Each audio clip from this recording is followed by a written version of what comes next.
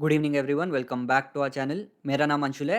चले देख लेते हैं मंडे के लिए क्या प्राइस एक्शन हो सकते हैं और मार्केट किस डायरेक्शन में मूव कर सकता है। सबसे पहले स्टार्ट करते हैं निफ्टी से। निफ्टी में एक गैप अप ओपनिंग देखने को मिला अबव एस्टरडेज रेंज।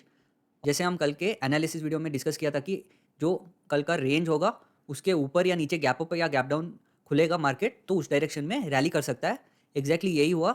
निफ्टी में एक गैप अप ओपनिंग देखने को मिला और इमीडिएट पहले 15 मिनट में ही एक स्ट्रॉन्ग बाइंग कैंडल भी देखने को मिला, जहाँ पे थोड़ा सा हॉल्ड लेके रेंज बाउंड होके फिर से एक ब्रेकआउट देता हुआ जो अपना एटीएच लेवल है 22 150 के आसपास, उसी लेवल पे जाके एक रेजिस्टेंस लिया। फिर एक अच्छा सा इवनिंग स्टार या एक इनसाइड कैंडल बना के स्ट्रॉन्ग सेलिंग या शार्प सेल ऑफ भी हुआ निफ्टी में, जहाँ पे आज का जो रैली था उतना ही नीचे के साइड भी रैली किया। अगर हम ओआई देखते हैं तो 22,000 पे स्ट्रॉन्ग कॉल राइटर्स है, 21,900 पे दोनों कॉल और पुट दोनों स्ट्रॉन्ग है। तो एक स्ट्रैडल सिनेरियो देखने को मिल रहा है। नीचे के साइड 21,800 एक अच्छा सपोर्ट लेवल है और 21,700 भी स्ट्रॉन्ग सपोर्ट लेवल्स है।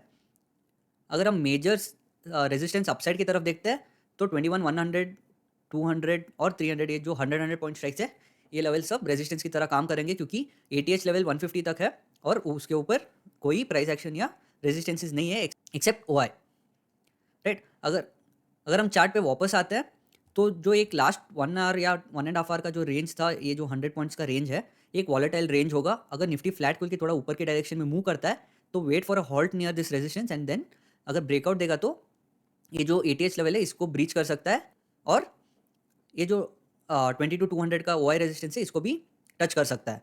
अगर नीचे के साइड ब्रेकडाउन देगा तो ये जो गैप है 21,700 के पास एक ओआई सपोर्ट की तरह भी काम करेगा और इस गैप को क्लोज करके एक गैप सपोर्ट भी होगा। अगर 21,700 भी ब्रीच करता है तो 21,500 एक जो राउंड लेवल है या एक मेजर डिमांड जोन है, इसको भी टच कर सकता है। अगर हम बैंक निफ्टी की तरफ देखते हैं तो बैंक निफ्टी एक गैप अप ओपनिंग के बाद इतना रैली नहीं किया जितना निफ्टी ने किया।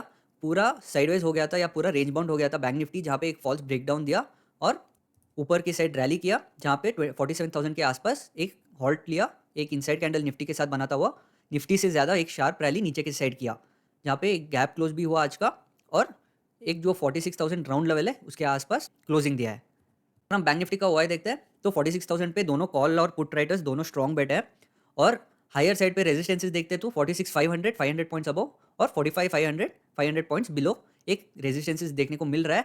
इनके बीच में माइनर रेजिस्टेंसेस है पर इतने मायने नहीं रखेगा क्योंकि बैंक निफ्टी जितना वॉलेटाइल है या जितना स्विंग कर रहा है तो ये जो 500 पॉइंट्स पे जो हाई कॉल रेटिंग या पुट रेटिंग देखने को मिल रहा है, ये लेवल्स एक मेजर रेजिस्टेंस की या सपोर्ट की तरह काम करेगा। अगर हम बैंक निफ्टी के चार्ट पे वापस आते हैं तो ये जो एक स्विंग हाई है और एक जो आज का क्लोजिंग है 46,000 के पास, ये जो एक 300 पॉइंट या 250 पॉइंट का एक जो रेंज है, एक वॉलेटाइल रेंज होगा। अगर बैंक निफ्टी फ्लैट खुल के ऊपर के साइड जाता है, wait for a halt here, फिर जब ब्रेकआउट देगा तो ये 46,500 रेजिस्टेंस और आज का इंट्राडे हाई का रेजिस्टेंस अराउंड 47,000, ये रेजिस्टेंस भी ब्रीच कर सकता है। अगर ये फ्लैट खुल के नीचे के साइड ब्रेकडाउन देता है तो 45,500 के पास एक सपोर्ट लेवल है और उसके नीचे सीधा 45,000 के पास एक डिमांड जोन नजर आ रहा है, राइट। अगर बैंक निफ्टी गैप अप खुलता है तो ये जो रेजिस्टेंसेस है, राइट, ये लेवल्स सपोर्ट की तरह काम करेगा। अगर इधर खुलेगा तो यहाँ पे सपोर्ट लेके ऊपर के साइड जा सकते हैं, अगर इसके ऊपर खुलेगा तो यहाँ पे इस लेवल के आसपास सपोर्ट लेके ऊपर के साइड जा सकता है, जहाँ पे 47,000 ब्रीच होके 47,500 का पास जो रेजिस्टेंस है इसको भी टच कर सकता है। अगर गैप डाउन खुलता है तो सीधा हमको ये जो 45,500 लेवल्स या 45,000 लेवल, ये जो 1000 पॉइंट का जो रेंज है, ये पूरे लेवल्स हमको टेस्ट होता हुआ देखने को मिल सकता है। तो ये होगा एनालिसिस मंडे के लिए। Thank you.